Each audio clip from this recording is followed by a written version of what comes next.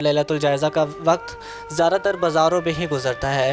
ہمیں بیسکلی شرعی طور پر ہمیں کون سے اعمال کرنے چاہیے لیلۃ الجائزہ میں؟ صحابہ سے موجود ہے، وہ تو اس رات اپنا فطرانہ ادا کرتے تھے، جس کو ہم صدقۃ الفطر کہتے ہیں، کہ جو عید کی نماز سے پہلے اپنے روزوں کا جو کفارہ سمجھ لیں، جو آپ سے گناہ ہو گئے ہیں چھوٹے موٹے،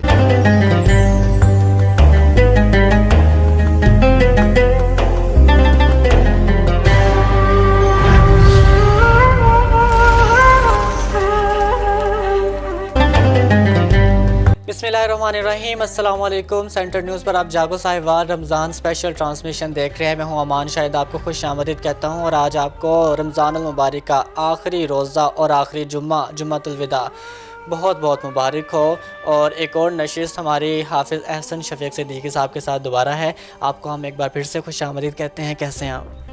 جی الحمدللہ، جزاک اللہ، بہت شکریہ آپ۔ اچھا حافظ صاحب، آج کے پروگرام میں آپ کو جیسے کہ پتہ ہے آج آخری جمعہ ہے، آخری روزہ ہے، جمعۃ الوداع ہے۔ قضائے عمری کے حوالے سے بتائیے گا کیا اس کی شرعی حیثیت ہے؟ یہ آپ نے ایک معروف سوال جو ہے اٹھایا، اور یہ پبلکلی جانا چاہیے، لوگوں کو اس کی سمجھ ہونی چاہیے۔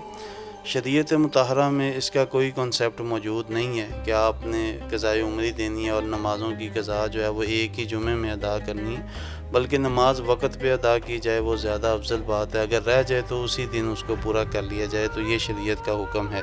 اچھا، چونکہ آج رمضان المبارک کا آخری روزہ ہے اور جو آج کی رات ہونے والی ہے اس کو لیلۃ الجائزہ کہا جاتا ہے۔ لیلۃ الجائزہ کی کیا شرعی حیثیت ہے؟ شرعی حیثیت تو اس کی وہ اس لیول پہ آپ دیکھیں نا کہ ہم اپنے پورے رمضان کا جائزہ لیں کہ رمضان ہم سے گزر گیا، 29 یا 30 روزے جتنے بھی ہم نے گزارے، تو جائزہ کا معنی یہ ہے کہ ہم اپنے اعمال کا جائزہ لیں، ہم اپنے احتساب کریں، ہم اللہ کے سامنے اپنے اعمال پیش کریں کہ ہم نے اللہ یہ کیا ہے، اب ہمیں اس کا اجر تو عطا فرما دے۔ ایک کام تو ہم نے یہ کرنا ہے کہ ہم نے اپنے اعمال اللہ کے سامنے رکھ کے اپنا احتساب کرنا ہے، تزکیہ کرنا ہے اور محاسبہ نفس کرنا ہے۔ اور دوسرا کام جو نبی صلی اللہ علیہ وسلم کرتے تھے، ظاہری بات اب رمضان گزر گیا ہے تو اب ہم نے نیا چاند عید کا دیکھنا ہے، تو اللہ کے نبی صلی اللہ علیہ وسلم نیا چاند دیکھنے کی دعا کرتے تھے تاکہ وہ بھی خیر و برکت والا ہو۔ اللہم اہلہ علینا بالامن والایمان والسلامت والاسلام ربی و ربک اللہ، باقاعدہ آپ چاند کو مخاطب کر کے یہ دعا کرتے تھے، اے اللہ اس چاند کو ہمارے لیے رحمت والا، برکت والا، سلامتی والا، امن و سکون والا بنا دے، اے جو رب العالمین۔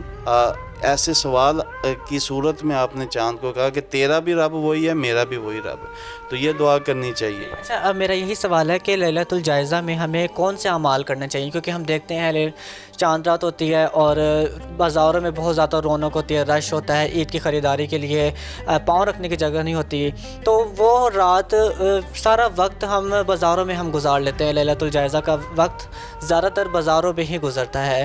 ہمیں بیسکلی شرعی طور پر ہمیں کون سے اعمال کرنے چاہیے لیلۃ الجائزہ میں، چاند رات والی رات؟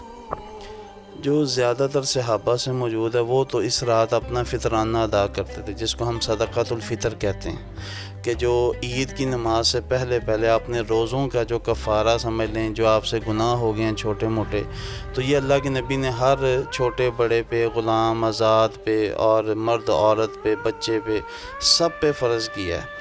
اور یہ صدقۃ الفطر صحابہ ادا کرتے تھے لوگوں کے گھروں تک، طعمۃ للمساکین، یہ مساکین کا کھانا ہوتا تھا جو صحابہ لوگوں کے گھروں تک پہنچاتے تھے، یہ عمل کرنا چاہیے۔ اور جو آپ نے خریداری کی بات کی، یہ ایسی ہی بات ہے کہ سارا دن انسان محنت کر کے ایک کمائی اکٹھی کرے اور رات کو اس کو خود اپنے ہاتھ سے ضائع کر دے۔ پورا مہینہ ہم عبادت کریں اور آخری رات جو ہے اہم رات ہے جو اللہ کے سامنے دعائیں کرنے کی ہے کہ اللہ تعالیٰ جو میں نے اعمال کیے ہیں وہ قبول فرما لے، جو میں نے معاملات کیے ہیں، عبادات کیے ہیں، قیام کیا ہے، روزے رکھے ہیں، ذکر و اذکار، تلاوت ہے، لیلۃ القدر کی تلاش ہے، یہ سارے اعمال ضائع کرنے کی بجائے اللہ کے نبی نے فرمایا ہے نا کہ سب سے بہترین جگہ مسجد ہے اور سب سے بدترین جگہ بغیر غرض و غائد کے جانا وہ بازار ہے، تو ہم بغیر غرض و غائد کے زیادہ جاتے ہیں شور و گل کے لیے اور دیگر معاملات کے لیے، تو اس لیے اس رات کو ضائع نہیں کرنا چاہیے، بلکہ اپنے اعمال اور عید کی تیاری، نبی صلی اللہ علیہ وسلم خصوصی تیاری کرتے تھے عید کی، اور آپ اس کے لیے لباس صاف ستھرا اس کا اہتمام کرتے تھے، اپنی ازواج مطہرات کو اس کا پیغام دیتے تھے، اور پھر عید کے معاملات آگے شروع ہو جاتے تھے۔ یہ نبی صلی اللہ علیہ وسلم کے معاملات मामूलात और सहाबा के मामूलात होते थे ये लैलतुल जायज़ा में। ठीक है, बहुत बहुत शुक्रिया। हाफ़िज़ एहसन शफ़ीक सिद्दीकी साहब आज के प्रोग्राम में हमारे साथ मौजूद थे। ये हमारी रमज़ान ट्रांसमिशन का भी आज आखिरी प्रोग्राम था और अल्हम्दुलिल्लाह 30 के 30 रोज़े हमने सेंट्रल न्यूज़ पे रमज़ान ट्रांसमिशन के तौर पर हमने गुजारे हैं। हम आपके लिए प्रोग्राम लेकर आए थे और अब मेरी आपसे इंशाल्लाह ईद के दिन कल मुलाकात होगी ईद स्पेशल प्रोग्राम्स के साथ। बहुत शुक्रिया आपका और सेंट्रल न्यूज़ के रमज़ान ट्रांसमिशन को सराहने के लिए आपका बहुत शुक्रिया। और ये सिर्फ मैं अकेला नहीं, इस पर मेरा हाथ बल्कि हमारी पूरी जो प्रोडक्शन टीम है सेंट्रल न्यूज़ की, ये सारा क्रेडिट उनको जाता है। और बिलखसूस हमारे जो चेयरमैन हैं हाजी पीर एहसानुल्लाह कदरीस, उनका प्लेटफॉर्म उन्होंने हमें मौका दिया कि हम रमज़ान ट्रांसमिशन आप तक पहुंचाएं। आपसे इंशाल्लाह ईद के दिन कल मुलाकात करेंगे इंतहाई खुसूसी मेहमान के साथ।